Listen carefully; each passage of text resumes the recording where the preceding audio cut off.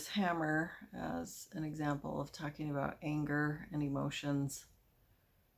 There's a lot of new awareness about emotions and the importance of allowing your emotions. There's plenty of stuff out there that you can find. Some good tools like these emotion wheels that help you identify what you're feeling. This is a really good thing to do with a therapist, especially if you're dealing with anger.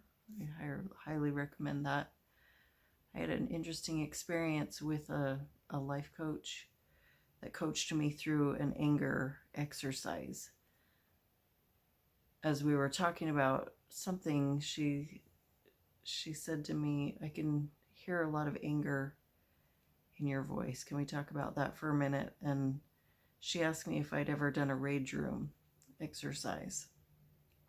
And of course, there are physical rage rooms where you can go and take out your frustrations and anger on inanimate objects.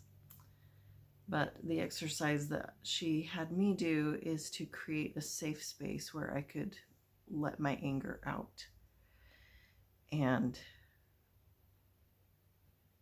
do it in a safe way. So scream, hit a pillow, something where you're not going to harm yourself or someone else, but allow the anger to go through you, and then ask anger if it will step aside and allow you to see what is underneath the anger, because there's usually other emotions underneath that need your attention, and anger is a protector. So I did that. I let the anger flow, which was interesting because it felt counterintuitive. It felt like I was being naughty, giving voice to my feelings. But it surprised me what came up, and there was an awful lot of hurt that was underneath my anger in that particular situation. And it was important for me to recognize that it was the hurt underneath that was needing attention, and that by addressing the hurt, I could resolve the anger. One of the best emotion tools that I've learned, I learned this from a marriage coach online. I'll put his name and website in the description if you are interested in doing a really good in-depth marriage coaching course online. Anyhow, he talked about hard emotions and soft emotions and related it to an iceberg.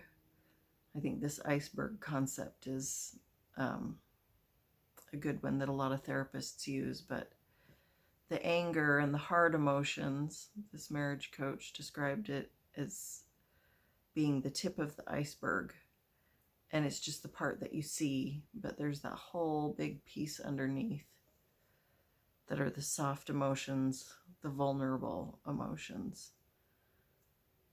So there's a tool to help you if you're feeling angry and like you would like to take a hammer to something. Ponder a little bit about what might be underneath, what's behind your anger, and address those needs. And hopefully that will help resolve some of the anger that you're feeling so you can feel better.